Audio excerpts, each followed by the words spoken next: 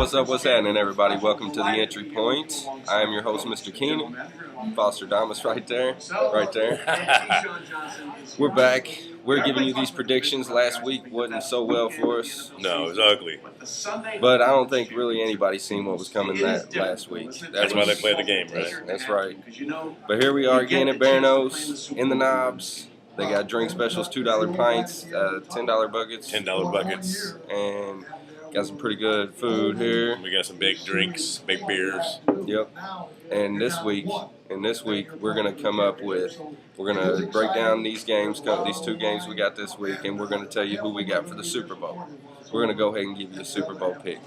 So what we're gonna do is we got the spreads. We're gonna give you a final score. We're gonna weigh why these teams are gonna win. Give you good reasons why. And hopefully, you can pick one side or the other, because me and Fosterdamus got some controversial picks this week. Very controversial, Mr. Keenan and I. So somebody's got to be right. Let's get started. I'm gonna run down last week real quick. The Baltimore at Denver didn't quite work out the way that we like. Peyton just I was really upset with the kneeling at the half. I didn't really think that was cool. They could have got a field goal. Could have got something. And a field goal would have actually won the game. So not only that, it wouldn't have went to 2 overtimes. It wouldn't have went to overtime. They had 30 seconds left and kneeled it down to go to overtime as well. They kneeled again. Listen, evidently they need to build a dome in Denver. Yeah, because Peyton was cold. Listen up, he was cold. He doesn't like it cold. No. Didn't play well outside. So you might want to get working on that roof. Yeah, put a roof up there, maybe make it retractable. Be the mile-high roof. Here you go. Let's go, And then as far as Green Bay, San Francisco, well, we thought Green Bay was going to pull that out, even though they were dogs. And San Francisco proved that, Colin Kaepernick broke rushing record in a playoff game. Most rushing records for a quarterback. And it wasn't even just a playoff game. It was the most rushing records for a quarterback in a playoff game or a regular season game. Ever. That's pretty stellar. 186, right? Yeah, 186 against a Green Bay defense that didn't show up. Well, evidently. Guess what? They slowed AP down to 99 yards. The great AP. And then all of a sudden we see Kaepernick, man. A 10-foot tall quarterback just run all over the place. It's crazy. He's a monster. So that final score was 31-45. It wasn't even really a game. No, it was unfair pretty much. After the second half, it was over. Then Seattle-Atlanta turned out to be a good game. You thought Seattle was gone again. You thought Seattle. Well, they jumped out. They down 20-0. 20-0, and then week before down 14-0, and ended up winning that one. They almost won this one. They were down 27-7 at one point. But neither one of us really picked that. We was going. Well, I did. I took Atlanta in that game. Right. You took Seattle money line. Right. You thought Seattle money line with the, with getting two. Was Seattle favorites? No, Seattle was getting 3 points. Seattle was getting 3 points. Yeah. So you said Seattle money line makes Seattle money line makes some cash. And I tell you what, they were right there. If their defense could have held up for 30 seconds, as could have Denver's, game's a different story. But they gave it up.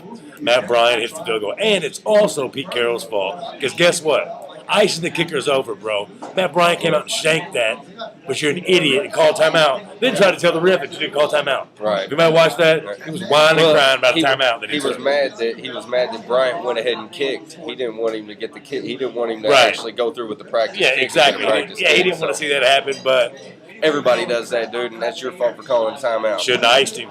Yeah. And then we got Houston at New England. That one is the one that we got right for the most part. New England covered the spread for it. They were tough, and they're still tough. New England's looking like they're going to make it to the Super Bowl for the sixth time in 12 years, which is ridiculous. Bradyisms. That pretty much sums it up. We got 1 right, 3 wrong as far as picking the games last week. This week there's only 2 games, so we can't get that many wrong. Exactly. I'm going to get 2 right. That's what we're exactly. So as far as this week goes, we got Baltimore at New England. Well, let's start with the first game. It's San Francisco at Atlanta, the 3 o'clock game on Sunday. We'll start with that. We got Atlanta plus 4.5 at home. Now, Fosterdamus, give me what you think about this game. Who's going to win? Who wins the game? Well, to me, Matt Ryan had never won at home in the playoffs.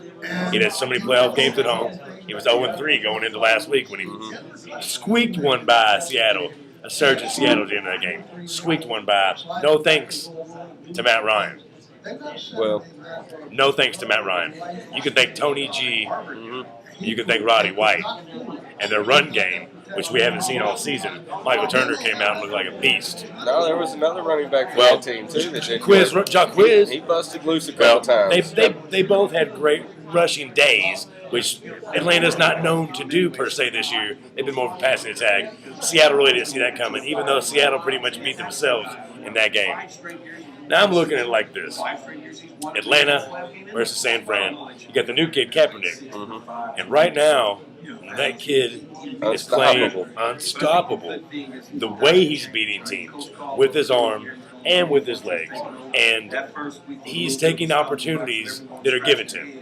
You don't see him rushing the ball. You don't see him rushing the pass and bad incompletions. If it's a broken play, get rid of the ball. Or he'll run for 5 yards, get you the first down. The guy's doing it with his fall down for 5 yards. Yeah, he's 6'7". He can fall down for 5 yards. Exactly, Mr. Keenan. So, looking at this game, Atlanta's defense has been suspect all year against the run. They did shut Marshawn down to 47 yards. But Marshawn, impressive. But Marshawn is a bigger, slower type of pounding back, where Gore is your pounding back in San Fran. But they also have the emergence of LaMichael James. They also have Kendall Hunter. And now, quarterback. I'm sorry, Kendall Hunter is out. That's why you've seen more of LaMichael James lately. Right. But now you have all of a sudden the single game rushing leader for quarterbacks ever, Colin Kaepernick, who looks like a pretty scary run option as well. Yeah. So if you ask me to pick the game, I'll actually tell you what. You pick your score first and tell me why, and then I'll do mine. All right, I'll break it down for you. The number one goal for the Atlanta is to stop Kaepernick. You stop Kaepernick, and this game is going to be yours to take. You're going to be at home.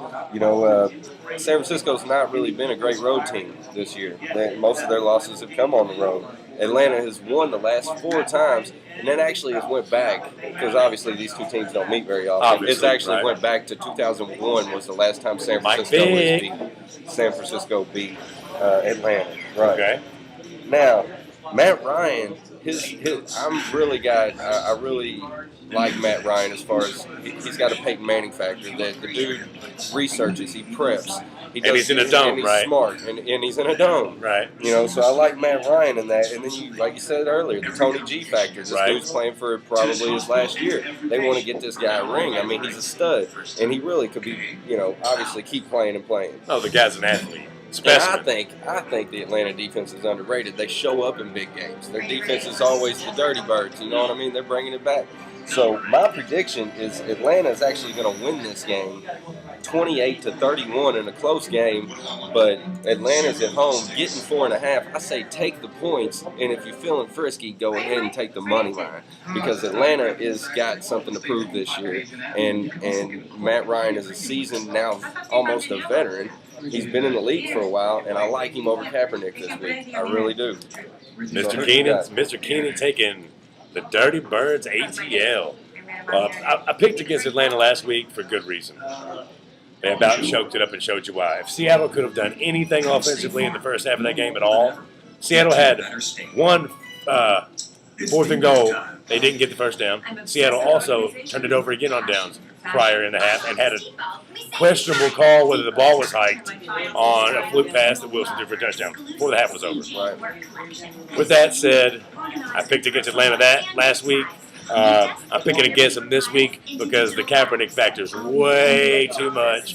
I say it might even be a blowout. 35-20 San Fran. So you say San Fran and the spread. The over-under is 49. Both of us actually like the over in that. You love the points are going to be scored in bunches in that game. As of last week, I didn't really check the over-unders, but I'm pretty sure every game last week every single one. Every one last week, probably every one of them.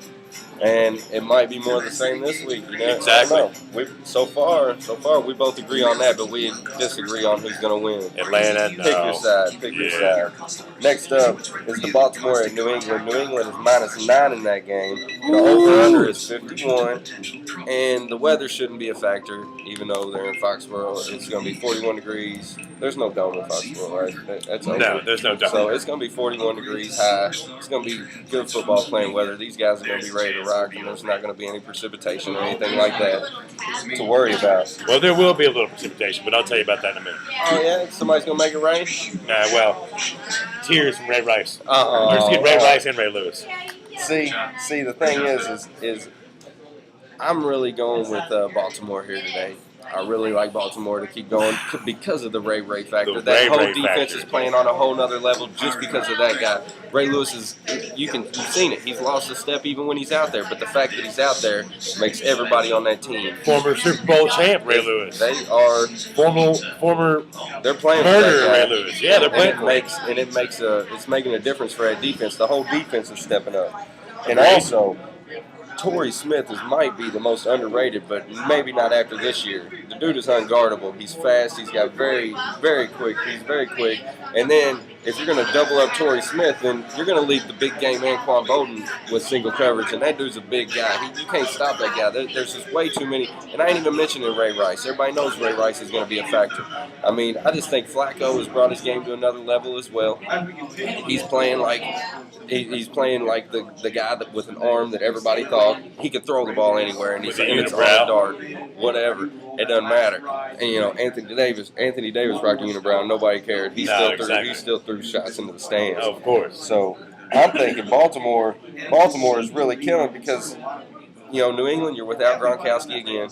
He's gone again. Woodhead's banged up a little bit. And I feel like the New England defenses, you've already outplayed yourself. You're all probably going to get burnt up in this game.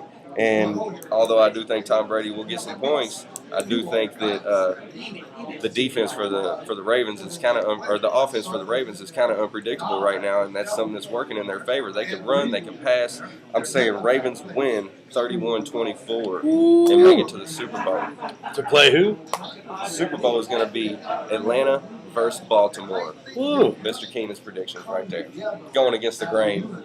Dirty Birds. He's taking the Dirty Birds in the Super Bowl. In the bowl. Well, this one's pretty easy because the wily veteran, the wily coach, the guy that's done it with no-name guys forever and just found a way to win is Bill Belichick. Tom Brady and his cast of characters. Welker, where it be Shane Vereen, could it be Stephen Ridley, who we didn't even see for only 7 carries last week. All of a sudden, Shane Vereen's the Jesus. Belichick's like, oh, by the way, this guy's pretty good too. Right. You've not even seen him hardly but 10 snaps all season, but he's pretty good, by the way. Yeah, Gronk being out, that's a factor. I agree. But again, with the way Baltimore plays defense, that still puts Ray Lewis covering Aaron Hernandez. I don't like that matchup. Or in certain situations, he's going to have to switch and pick up Welker. I think that's another win for the Patriots side, and I think it's another Patriots on their way to the Super Bowl. 42-20 at home. So he's saying the Patriots are going to cover. I say Baltimore wins. I'm saying money line both of them if you like it, because the unexpected is happening this year. So therefore, we're going to go ahead and just go ahead and give you some Super Bowl picks. We're going to bring it on. Super Bowl picks coming up. Pick. I got Atlanta, Baltimore Super Bowl. I think this is going to be a good storyline. You got 2 QBs that were drafted the same year. Right. If this does happen, you got Matt Ryan, you got Joe Flacco. Both came out the same year. Probably the last really good quarterback draft class since this year. Right. Probably the best one since the past year. Right. I'm saying Baltimore's still going to win. I like Joe Flacco over Matt Ryan in the Super Bowl. The Ray Lewis factor. Ray Lewis factor.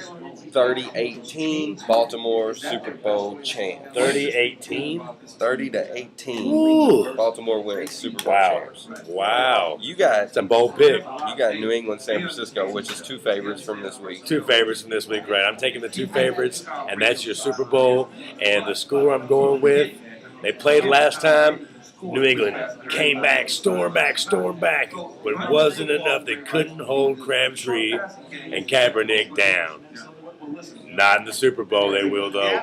I'm taking New England to come back from playing from behind in this game to win it. 28-24, Patriots. Be good. That'd Super be an Bowl exciting champs. game too, though. That's going to be an exciting game too. Oh, yeah. Either way, we're looking forward to the Super Bowl, guys. Actually, we're looking forward to Super Bowl. You better catch us at the O-line. Brand new spot. My boy Bryce Brown, Joe Bateau. Got it going on. Joe Bo over there in the Ville. We'll be seeing these guys very soon. VIP weekend's coming up, and you're going to catch our show live. Super Bowl, baby. That's what's at coming. the O-line. Stay prepared. We Stay got up a on your couple game. more things brewing for you guys too. We're talking about doing some. We're definitely going to do some March Madness predictions for you. We're going to have our brackets, and we're going to see what's up. We're going to maybe make a bracket pool for you guys, all our viewers, to join in. Want to get in, do a little prize, guest star. We'll figure out a way to make it to where this is going to be fun. We'll come up with a cool gift for the winner. So exactly. This is gonna. We're wanting to keep doing this for you guys. We really enjoy it. So we'll keep it rolling. Stay tuned. Keep watching. Stay up on your game. And good luck. Fosterdamus speaks.